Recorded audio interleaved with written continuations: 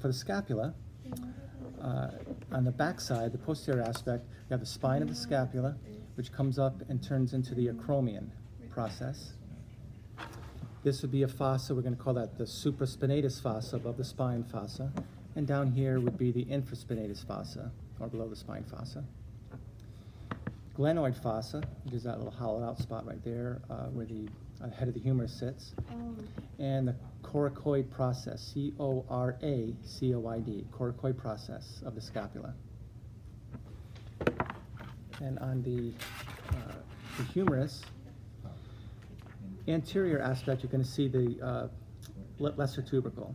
So put that lesser tubercle in front with the head of the humerus medial, and you'll know which humerus it is. So this would have to be a right one. So head of the humerus, lesser tubercle, greater tubercle on the side. Shaft of the humerus. Down here we have the two epicondyles, medial epicondyle, lateral epicondyle. And then where the radius articulates, we're going to call that the capitulum. Now a lot of people call this the the lateral epicondyle. Don't. Here's the lateral epicondyle, here's the capitulum. Okay. And then where the ulna hooks up with articulates with the humerus is the trochlea. And you can see why, because it's a fold. Okay, so let's do the radius first.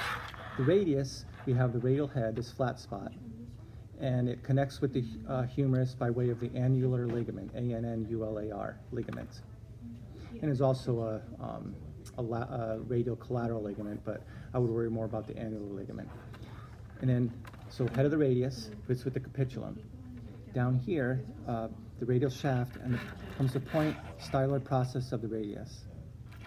If you go to the ulna side, the ulna is going to be the medial bone, or medial of the two bones. Olecranon is posterior, that's your elbow, that's the bone on the table here. And on the front is the coronoid process. So you have the coracoid process of the scapula, C-O-R-A-C, and this is the coronoid, C-O-R-O-N.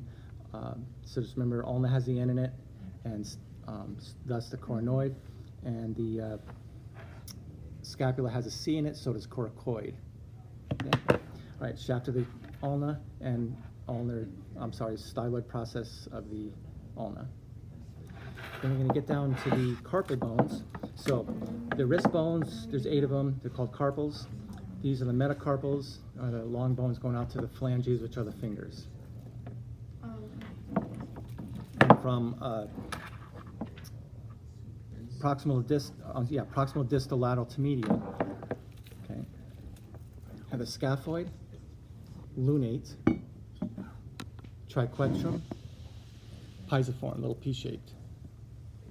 Then go back, then we have the trapezium, trapezoid, that little itty-bitty one in there, and then the capitate, which is a lot bigger of a bone, and the hamate. You can tell the hamate because it has a hook on it.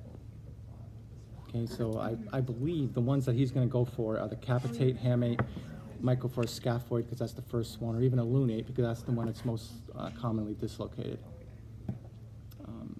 And that is it on the bones.